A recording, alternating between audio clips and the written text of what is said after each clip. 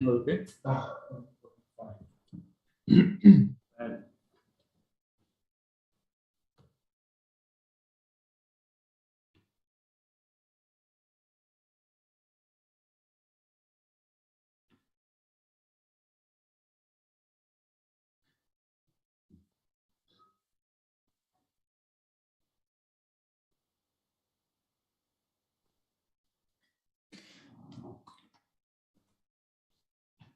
Hello, good evening, everyone. Assalamu alaikum.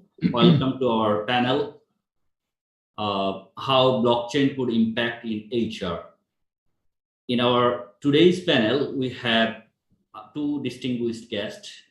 I'm Sabir Ali, who is the Director of Group HR of Citigroup.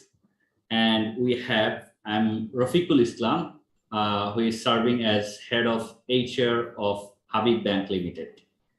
So our session definitely will cover about the HR impact on blockchain technology. So before going to discussion, I would like to invite our speakers to talk about their affiliation with the HR, how did they contributed in the industry, and what are your affiliation in the organizations. So first of all, I'm inviting Sabir Ali. Thank you very much, Mr. Mahmood, for inviting us in such an exciting summit. And no doubt, we are actually privileged also that we got the opportunity to talk in this summit. And to briefly introduce myself, I had been working in HR for the last more than 30 years of time. And if I give my industry exposure, I have started working with fertilizer, that is QAFCO. And then thereafter, I have worked in pharmaceutical, Novartis. I have worked in telecommunication, Actel, and currently, which is Robi now. I have also worked subsequently in AB Bank, the banking sector.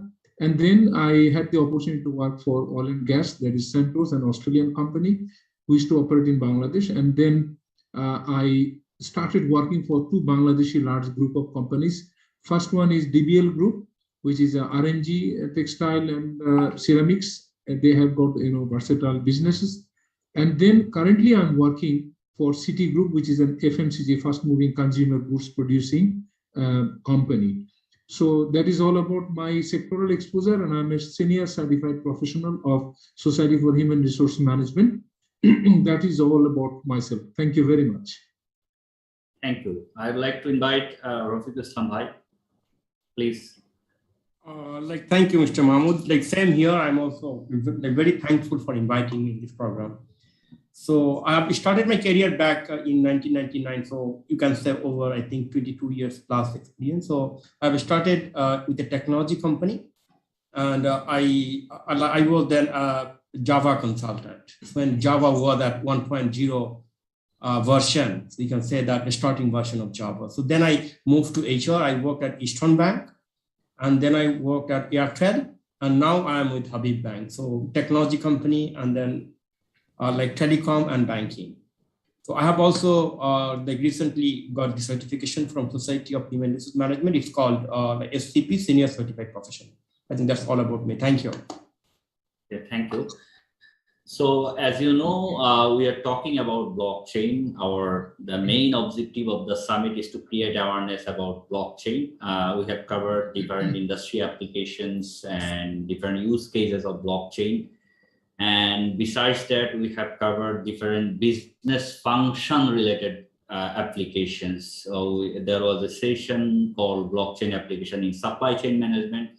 Now we have session on blockchain application in human resources, how blockchain could impact human resources. So if I ask you about this, how actually blockchain is impacting HR, I would like to ask this question to Sabir Ali. Thank you for asking such a very practical question. In fact, through this summit, I guess by this time the participants, they have come across the knowledge, what is blockchain. So since I'm not a technology expert guy, I'm not going to highlight on those aspects. What I would say that in HR, there are few aspect, those are very important we consider. First aspect is whenever you have an organization, you need to take people on board. That is identifying the right candidate. So if we, so far I came across the blockchain technology that using this technology, at least the HR professional will be able to identify the right candidate that they're looking for, candidate identification and their verification. Because you see, identifying candidate is not enough. You have to identify the candidate, you have to verify the credential, you have to verify the affiliation, experiences, and many other aspects. So first of all, candidate verification would be easier. Second thing is real-time payment of wage and salary. Because this is a challenge for every organization. If you want to pay wages and salary, then you need to have the attendance in place. You need to have the other time attendance data and the payroll information, all the information you need. So this technology will facilitate in making real-time wage and salary payment. And the next aspect is when we look for sourcing talent from the market, because the market is wide, hiring someone from the market, we need to explore through many, sources. Those are like, we go through the job website, we go through the LinkedIn, we go through the Facebook, and many other medias are there. So we will have the opportunity, no doubt, that if the technology is rightly adapted, in that case, we'll have the opportunity to tap in the talent market. And then comes another group of people, we call them the gig worker. I mean, your freelancer. So identifying freelancer in a very shortest possible time, I think that would be, I believe that would be very easy by using this technology. And what else we have? Trust. So once you want to hire anyone, and if you want to hire them with entire trust, I mean, without going for background check and verification. So this trust factor would be easier, no doubt about this, that if we use the blockchain rightly. So that's all I think primarily. I mean, one more point I will add, that is automation. I mean, decision making, if you say decision making, for making decision, you need to have the robust MIS. So the MIS will be, no doubt, will be enriched much more than using this with the uses of this blockchain technology. So that's all from my end. Okay, thank you. So I'm going to Rafiq Bhai. Actually, HR is dealing with behavioral part, dealing with the human resources, not the technical part. So we are dealing with blockchain technology. This is the technical part. So fortunately, you have dealt with both technology and human being. Previously, as you mentioned, you worked in the IT-related position, so you know about technology, and now you are dealing with the behavioral part. So definitely, you have better experience about the behavioral part and the technical part of the organization. So how do you see the mixture of this, that is technology and organization, on technology and the behavioral part? And how blockchain is impacting on this HR? Thank you, Mahmood Bhai. Well, very interesting question. So Sabir Bhai covered broader view of how blockchain could be impacting HR. So he has to touch upon many aspects. So just for the audience to share my views of impacting HR in detail, let me give an example. Say for example, when somebody join any organization, one of the basic requirements from HR is to authenticate the credentials.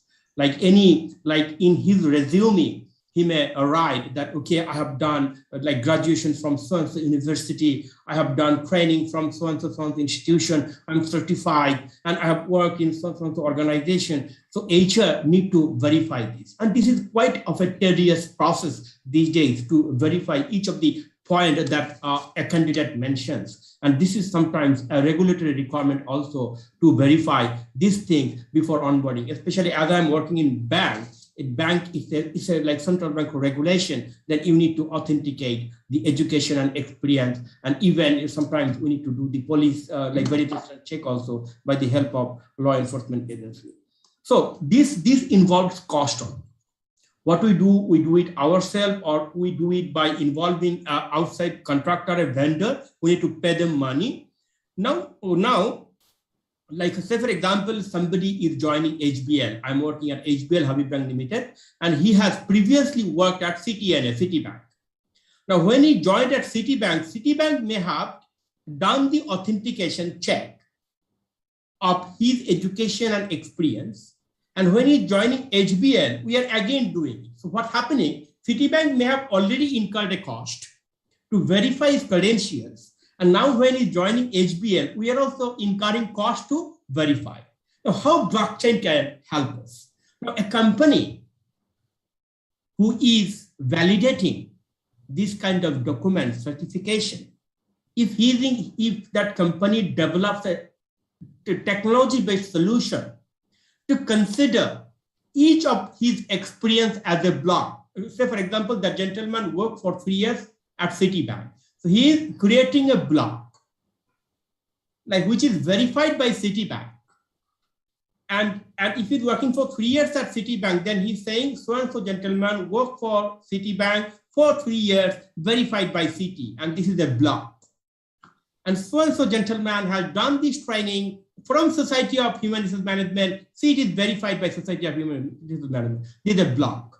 And if HBL enters into an agreement with that company using blockchain for verification, then what I can do is I can check that candidate credentials real time while even before interviewing the candidate.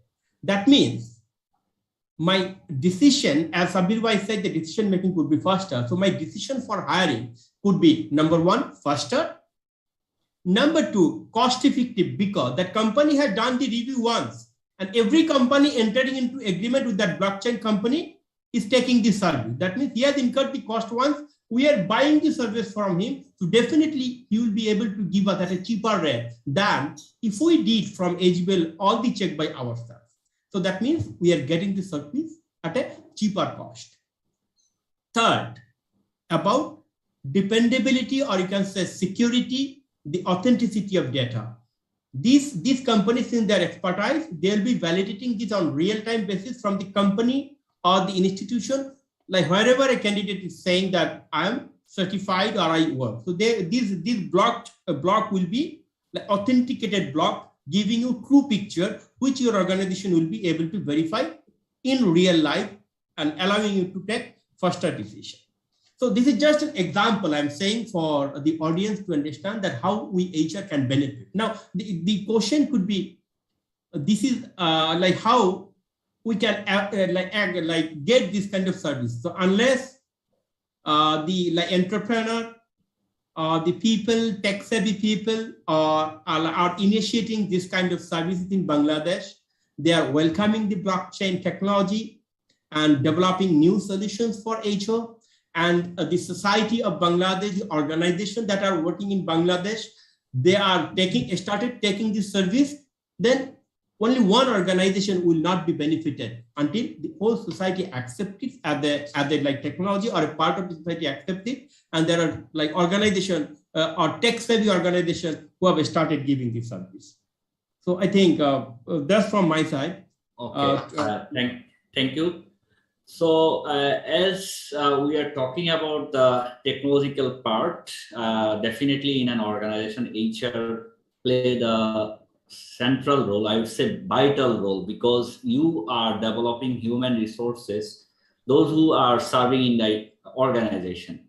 So new technologies are coming here continuously, and in your organization, you need to train up them and you need to guide them so that you can adjust with the phase. So I'm asking Sabir Ali Bhai that you are serving in a group of companies, lots of companies you are handling. So how do your organization is adjusting, especially during COVID-19, we have adjusted to digital transformation. Definitely your organizations served or transformed during this pandemic quickly due to your leadership. Definitely you transformed your human resources. So what was your actually main focus, that how did you transform your human resources during this pandemic, and how do you relate this achievement on your future transformation, like if you want to adopt the blockchain technology on your organization, so how do you do that? So I have asked two questions. One is during pandemic, how did you adjust your human resources according to the need of the invention, or I would say technological advancement, and later on in future, how do you do that? Sabri. Well, thank you very much for asking a very practical aspect question. I mean, during pandemic, if we think about the pandemic, how it started and how we transformed. Initially, it was a black swan for us. I mean, what is going to happen and what will be consequences? Everyone was in panic that what will happen, how the pandemic is going to impact. So first of all, the challenges we had in Bangladesh, we are working in a food manufacturing company, fast moving consumer goods. So we had no opportunity of keeping our work stocked. We had to continue our production. So that was our first commitment. By any means, we have to continue our production. And second thing, from the corporate office or the logistic function, we had to ensure that the factories are getting real-time support, like commercial support or financial support, or their payment and everything should be continued. So in doing that, we had our discussions among the top management, and we decided that the factory worker, mostly they stay around the factory. So we had a little problem. Rather, we ensured that they are entering the factory, maintaining proper hygiene, mask, and they're taking care of their well-beings. So we, as HR, we had our duty of care, making sure that people are coming healthy, people are exiting healthy. And we used to observe very closely if there were any issues, I mean, in health issues, somebody is suffering for any problem, we have allowed them, I mean, their quarantine leave. We have issued circular to all the department that anyone is found any problem, I mean, health related, please put them in quarantine leave. Because sometimes people think that, they think that probably if I do not go to work, in that case, I will not get my salary. So we made sure that they get their payment. I mean, they are entering, if they have got any health issues, we made sure that all of them, they get quarantine leave. Because we have allowed primarily 15 days quarantine leave, and subsequently we have allowed 21 days, because if someone is not getting cured within 15 days, they can avail 21 days. Even this leave was allowed for their family member as well. I mean, if anyone in the family is affected by COVID, if we come to know, we said that please be at home. You need not to come. So this is how we have made sure that a healthy workplace, and no panic, I mean, no worry about their work or losing job. And the other aspect is, yes, we are using technology since long. We have our in-house ERP, we have our mobile technology, we have our IP phone, all these are there. But still, people were not acquainted working with all these, because more and more we prefer verbal communication. We want face-to-face discussion. But very interestingly, we had communication with all our 5 cluster of businesses. I mean, in Dhaka, we have 3 cluster of factories, 1 cluster of factories we have in Chittagong, and another one is near Meghna Ghat. So we have established the video conferencing, networking, and also we have trained people how to work with the technology, different technological aspect platform like Zoom and other platform. We have used all the platform. Initially, yes, it was challenge, but gradually, very interestingly, nowadays, if we have any meeting at factory, we don't go to factory. We can easily connect ourselves from here, head office to the factory. Connectivity has become very easier, and real-time communication has become established, which was not there prior to the pandemic. So after effect, if you say, we have become more smarter, we have become more, we can save our time where physical interaction is not needed, face-to-face interaction is needed. Yes, we can do it through video conferencing. We can do it through Zoom and other Google and other platforms. So Microsoft Teams is there also. So leaders are now habituated working with technology. Leaders are now habituated with how to manage event from their home. So this has become this is becoming a habit now. I mean, time and distance is not an issue now. So that we have conquered. And I would say that like us in Citigroup, many companies in Bangladesh, by this time they have adapted well. And adapting with this technology, this is really very interesting. And I must say that companies are getting cost benefit out of it. Okay, the second part of the question is how are you planning to adopt the blockchain technology on your organization? Great. In this regard, I would say that for HR, we have got 5 core competencies. Globally, there are 5 core competencies. Those are business acumen, data literacy, digital dexterity, people advocacy, and functional competencies. So there are 2 very important competencies. One is data literacy. So for doing the data literacy, we have to help people so that they can read, they can apply, and they can create, and they can translate the data. So in doing that, huge scope is there. I can tell you that if gradually with the adaptation of the blockchain technology, this will no doubt help us in building our data literacy among our people, because leaders, they need to, at all levels of leaders, each and everyone should be understanding, they should have the minimum competency of data literacy. And the other part is digital dexterity. We say the mindset to adopt digital data solution. I mean, yes, we are happy with Excel, we are happy with the other manual process, but this adaptation with the digital HR solution, that helps in different way. First of all, working with less headcount. Second is more accurately. Third is you can do it with speed. So another principle we believe in HR, that is called consistency, transparency, and speed. There are 3 aspects of HR. We have to be consistent, we have to be transparent, and we have to work with speed. So I would say that yes, with the adaptation with the blockchain technologies, no doubt, not only HR, the whole organization will be able to work, or the leaders will be able to deliver consistently, transparently, and with speed. Sabir, I'll come to you again. Now I'll ask question to Rafiq Bhai.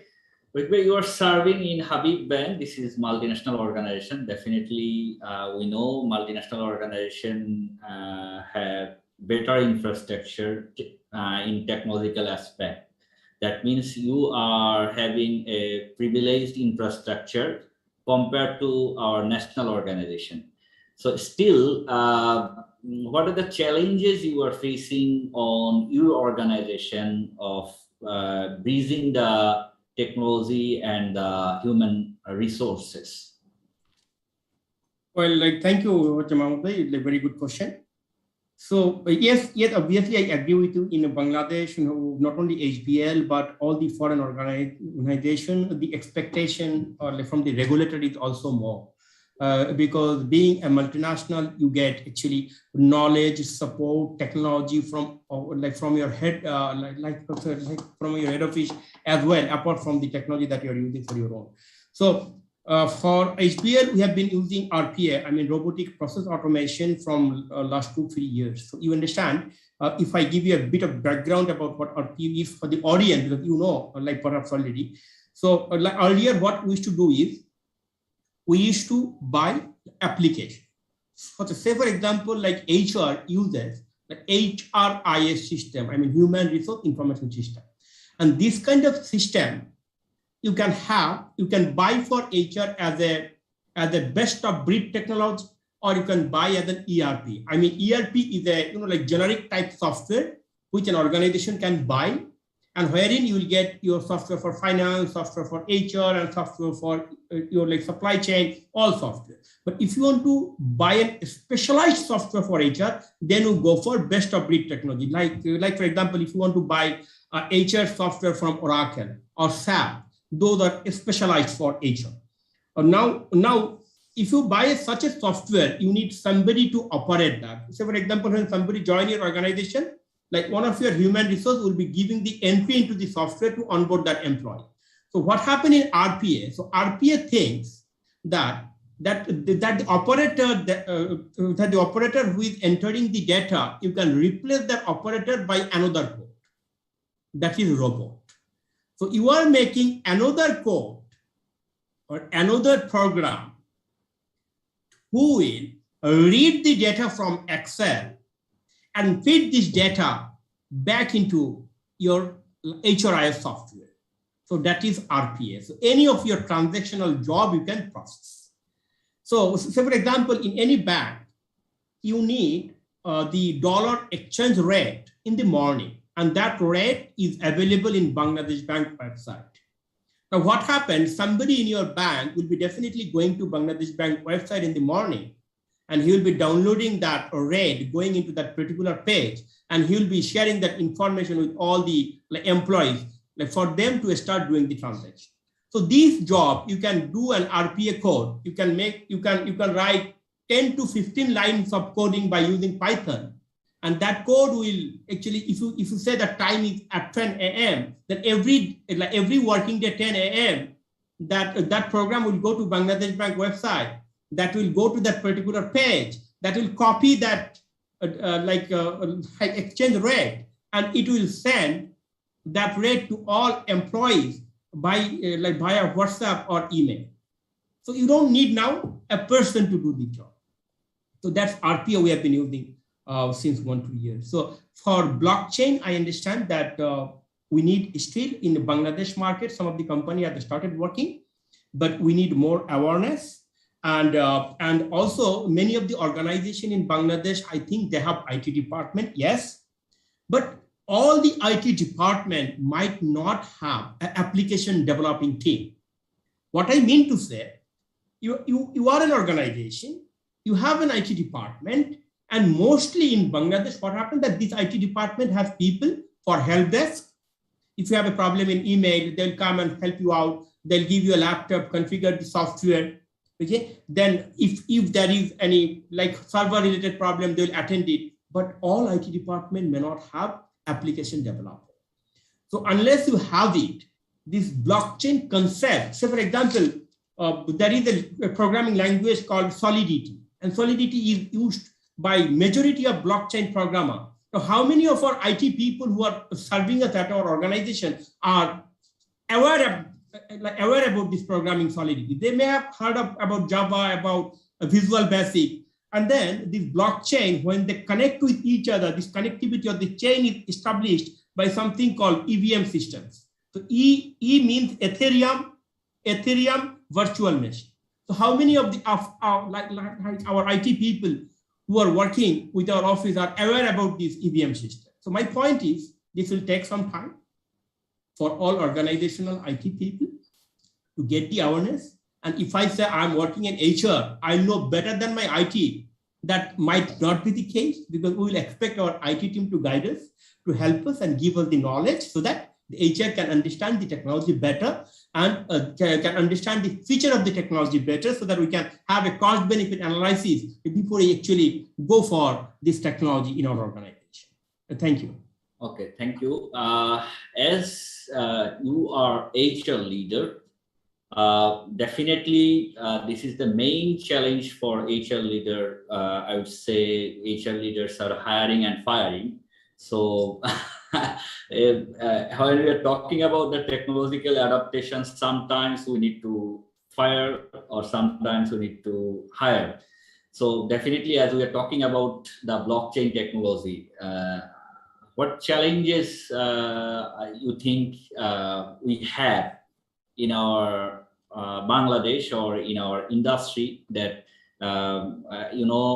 during pandemic, what we have seen that most of the organizations sacked some employees because they didn't adopt the technology in some cases, I would say.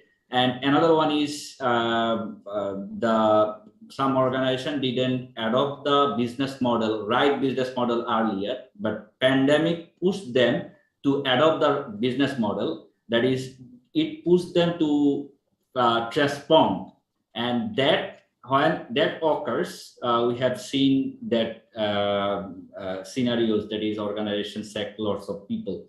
So definitely due to these technological disruptions, you will face such kind of challenges. So how did you overcome that, and how are you planning to apply in future?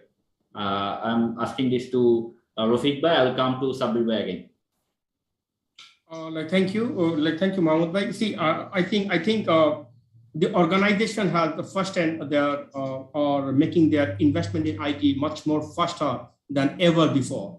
Like even for me, I was not as knowledgeable in using virtual technology as I have been for last 2 years because of COVID. Because in HBL we are mostly working from home for last 2 years. Still, some of us, some of our colleagues, are continuing. So the technology, as you see globally, for financial sector, the number of branches in Europe market especially started, and in US and many other countries, the number of branches are reducing. Especially post-COVID, because now we actually since people were having issues going out during pandemic. So they were trying out for option to do the financial transaction by mobile. So, and this has opened up our eyes, because when you are opening a branch, you are incurring huge cost, in terms of the infrastructure. So, but when your plan is to reaching out to the customer digitally, then you can save huge cost in terms of infrastructure space. And especially in Bangladesh, it is welcome severely because we have acute shortage of space. The land price is skyrocketing and the space rent is quite high, even in comparison of global standard. The cost of space and land of Dhaka is skyrocketing. So this will help in many folds. So the technology or blockchain, in whatever we call about, if you can make a good use of it, and if you can reach out to customer by using technology, that will then you are actually growing not vertically by opening up new branches, new outlet, new showroom, but you are growing horizontally to reach out to more customers, the revenue centers, by using technology. So this is one part. We all understand that why technology is then important. But then for HR, the most challenge is how do you have that workforce ready for this digital movement? So like earlier in our interview evaluation form, we are not even equipped to ask a digitalization question. But in HBL now, we have a special segment where we evaluate digital savviness of the candidate. I mean, how good he is based on the grade of the employee or the leadership level of the employee. The question could be different. But then the challenge is to make the team ready to upskill them. And when you are having challenge to upskill, you need to onboard fresh blood. Now, when you onboard fresh blood, then you need to check how many of our universities are having major like data science, like digital marketing. So that is one of the challenges. For you, for me to give you an example, if we hire anybody in HR, earlier we were looking at, is that somebody applying for an HR job as a fresher, is he an HR major or not? Now our dimension has changed. We want to, if somebody come in front of me and say, sir, I'm a major in HR, I'm not happy. My further question to him will be, in HR is a broader field. Where is your interest lies? The HR has people who will work in the front line for talent management.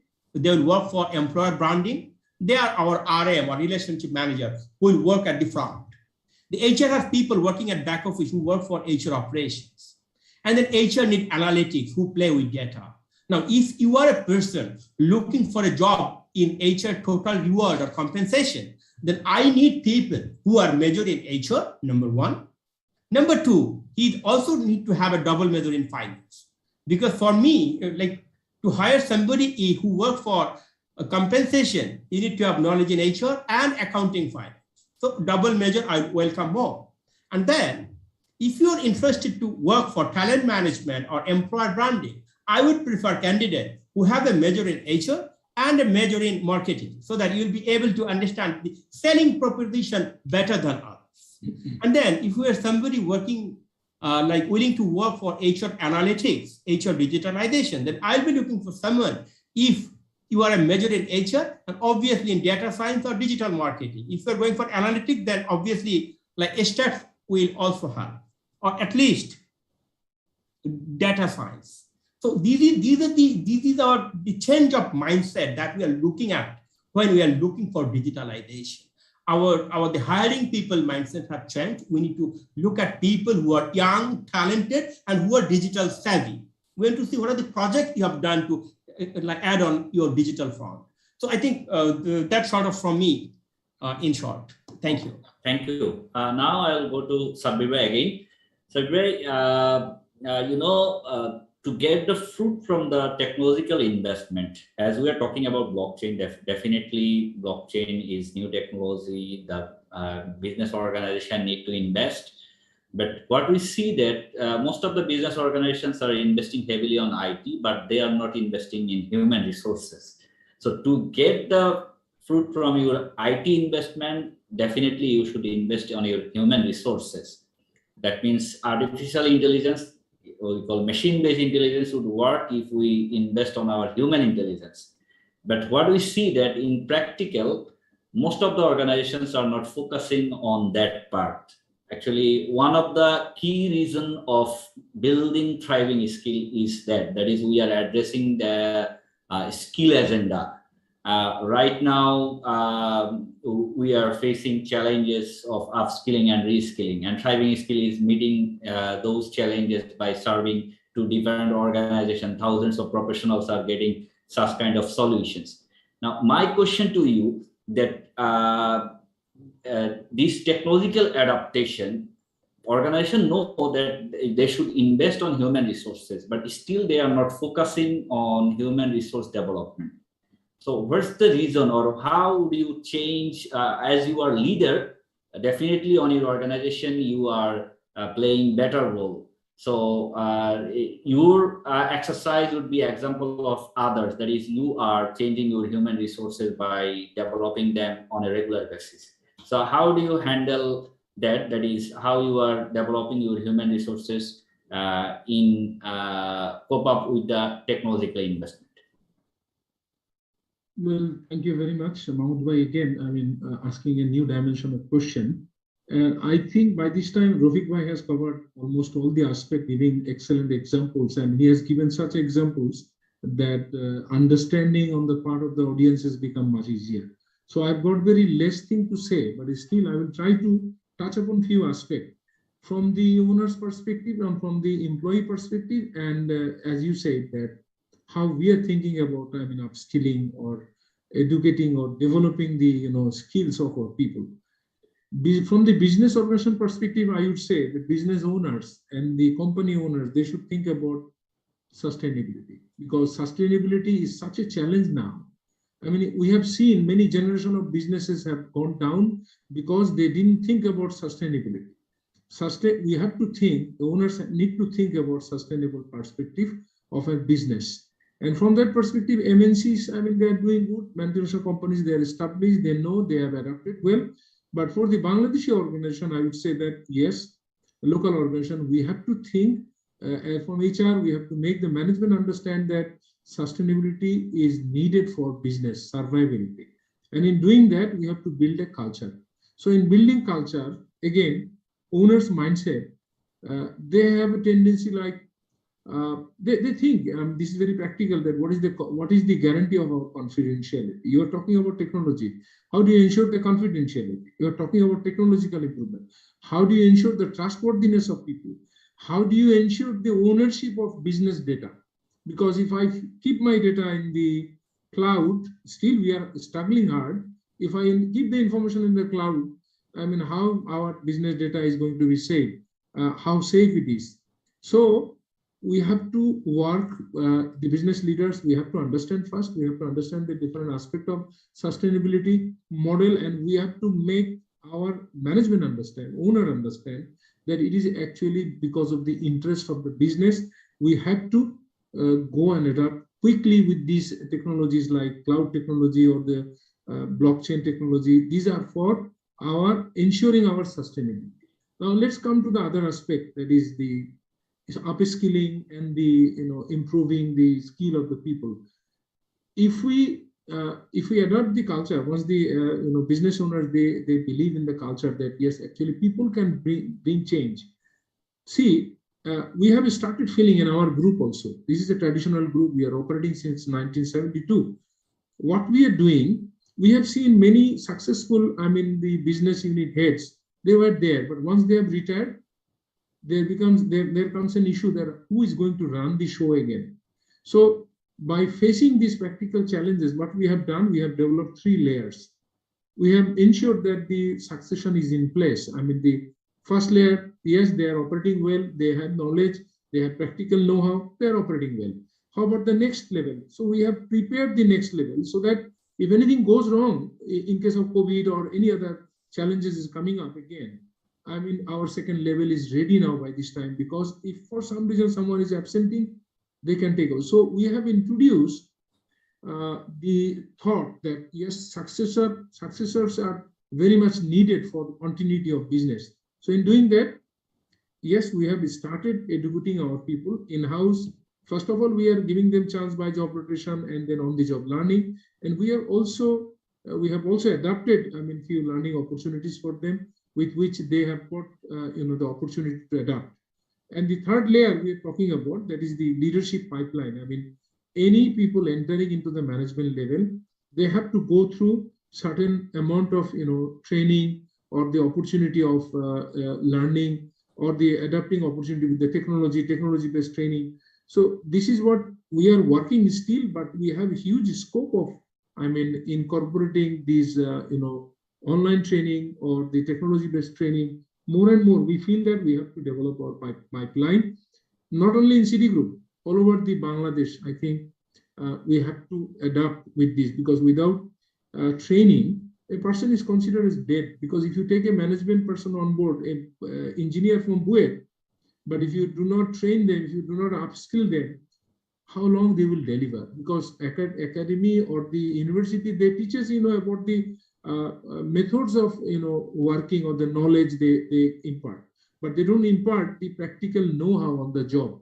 And in doing that, we have no other alternative. We have to go for adaptation with the technological learning. We have to go with the digital learning. We have to go with the adaptation with the digital technology as fast as possible. Otherwise, we will not sustain. The business will not sustain. Thank you. We are closing to our ending. At last, I would like to ask again, Sabir bhai, you are serving in the industry for many years, especially in the HR field. Your contribution is enormous. So, as a HR leader, what is your recommendation to all HR leader? That is, why they should bother about the blockchain technology, and why HR leaders should know about this, and what is your suggestion, recommendation? This is very simple. We talk about leadership, we talk about communication, we talk about culture, we talk about sustainability, many technology or more advanced technologies. What will be there in the organization? All the leaders, whatever their functions are, they all will be able to extract their data, extract the right information, and they can go through the automation, they can use the automation, and they can go for a lot of innovative solution, and ultimately decision making would be easier. So we must, I would say, not only for HR, for all other aspects of organization and all other department, for in the interest of decision making, fastest decision making, we have to adopt technology. We have to go with the technologies like blockchain and other technologies. That's all from my Thank you, Sabir bhai. Now, at last, I'm asking Rafiq bhai again. Rafiq bhai, could you please sum up why HR leaders should Uday, about the blockchain technology, and what is your suggestion and recommendation to all HR leaders? Oh, like great.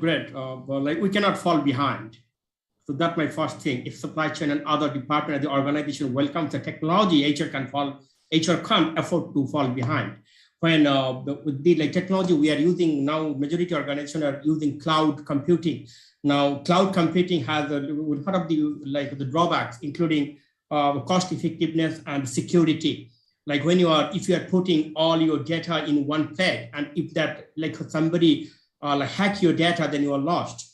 But this blockchain works with the distributed cloud technology, decentralized cloud technology. That means your data is not only on one place, but distributed over many servers.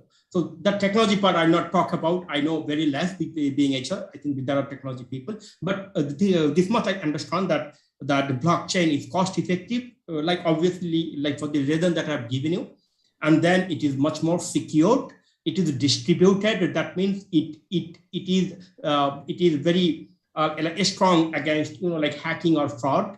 And then it is real time and faster. As the example I've given you, that if your employee authentication you can do on real time, that means your hiring decision, as Sabir Bhai said, would be much more faster than what we are doing now.